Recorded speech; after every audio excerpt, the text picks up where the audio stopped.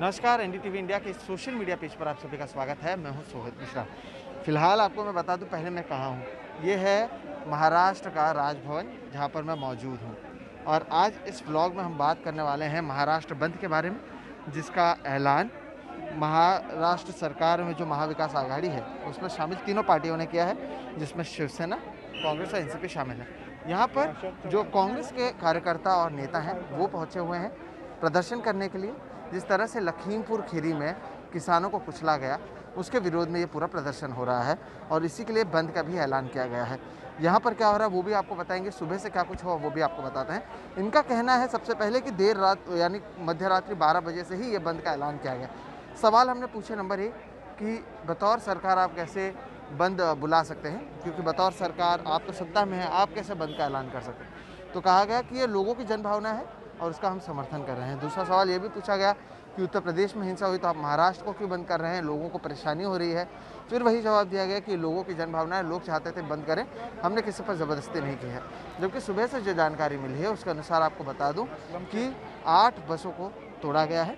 बहरहाल अब यहाँ पर जो कांग्रेस के कार्यकर्ता और नेता पहुँचे हुए हैं, इसमें विधायक भी हैं और महाराष्ट्र सरकार के कैबिनेट मंत्री भी हैं, अलग अलग लोग पहुँचे हुए हैं और यहाँ पर प्रदर्शन किया जा रहा है राजभवन के सामने लखीमपुर खीरी में जो हुआ उसके खिलाफ। और लगातार आप देखें कार्यकर्ता आ रहे हैं और हमें ये भी याद रखना चाहिए कि ये सारी चीज़ें तब हो रही हैं जब कोरोना के जो मामले हैं वो लगातार चल रहे हैं। और हमारे साथ बाला साहब थोरात हैं, उनसे बात करते हैं, कैबिनेट मंत्री और राजस्व मंत्री हैं। विरोध प्रदर्शन किया जा रहा है, राजभवन भी आप आए हैं।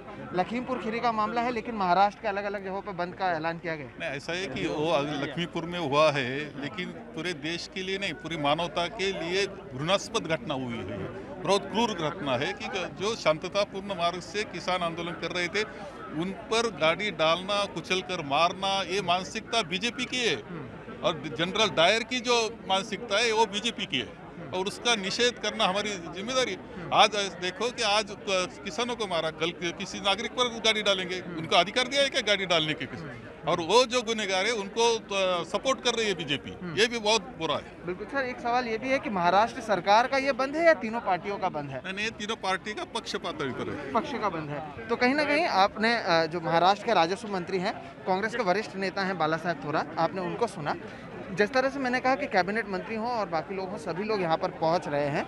और इसी राजभवन में ये जो नेता हैं वो पहले आते थे जब सरकार नहीं बनी थी, अब एक बार फिर से तब आए हैं जब महाराष्ट्र में इनकी सरकार है। और लखीमपुर खीरी में हमने देखा कि किस तरह से चीज़ें हुई हैं। हम ज़रूर एक दूरी भी इसलिए रख रहे हैं क्योंकि हम नहीं चाहते हैं कि जो कोविड का प्रोटोकॉल है वो कम से कम हम तोड़ें, क्योंकि जिस तरह से मामले बढ़ रहे हैं और लोगों को दूरी बनाने के लिए कहा गया है। एक सवाल जो मैंने पूछा वो यही जानबूझकर पूछा गया कि ये महाराष्ट्र सरकार का बंद है या तीनों पार्टियों का। उसकी वजह यह है क्योंकि तीनों पार्टियों ने कहा है कि हमारी ओर से बंद बुलाया गया, लेकिन जब आप तीनों पार्टियाँ सत्ता में हैं तो क्या इसे सरकार का भी बंद कहा जाए? तो इस तरह के कई सवाल हैं और कांग्रेस के नेता पहुंचे हुए हैं, यहाँ पर प्रदर्शन किया जा रहा है। ज़रूर राज्यपाल यहाँ पर नहीं हैं, उनके जो अधिकारी हैं उनसे मिलकर ये प्रदर्शन किया जाएगा और उसके बाद कहीं ना कहीं जो उनकी मांग है वो रखी जाएगी। इस तरह से सुबह से शाम अलग अलग जगहों पर चीज़ें हो रही हैं। दुकानदारों ने पहले कल कहा था, क्योंकि कोरोना की वजह से कई समय तक उनको परेशानी का सामना करना पड़ा था, तब ये कहा गया था कि हम इसमें शामिल नहीं होंगे। हालांकि देर रात तक उन्होंने कह दिया कि हम भी इसमें शामिल होंगे, 4 बजे तक हमारी दुकानें बंद रहेंगी। बसें नहीं चल रही हैं। बीएसटी की ओर से कहा गया है कि मध्य रात्रि से सुबह 10 बजे तक करीबन 8 बसों पर हमला किया गया। उसके बाद बीएसटी का कहना है कि हमने बसों को रोक दिया था। पुलिस की सुरक्षा के साथ, कई सारे इंतजाम के साथ अब बसों को एक बार फिर से शुरू किया जा रहा है। तो बसेस अभी शुरू हैं, कई सारे दफ्तर बंद हैं। एक सच बात ये भी है कि सोमवार के दिन जिस तरह से सड़कों पर भीड़ होती है मुंबई में, वो भीड़ आज देखने नहीं मिली। तो बंद का असर कम से कम मुंबई, उसके आसपास के इलाकों में देखने मिला। हम एपीएमसी बाज़ार भी गए थे, वहाँ पर भी चीज़ें बंद थी। तो सोमवार सुबह ये सारी चीज़ें देखने मिली।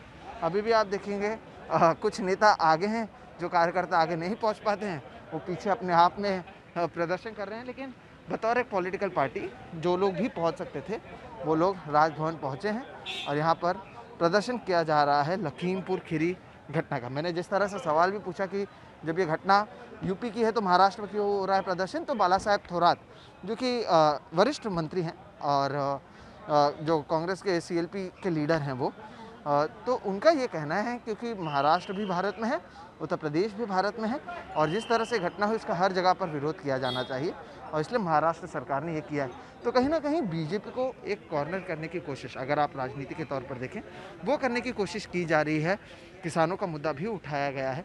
अगले साल बीएमसी चुनाव है, कई सारे महानगर पालिका के म्यूनसिपल कॉरपोरेशंस के चुनाव हैं और उससे पहले शिवसेना, एनसीपी और कांग्रेस एक साथ बीजेपी को कॉर्नर करती हुई नज़र आ रही है और सक्सेसफुल होती हुई बहरहाल दिख तो रही है।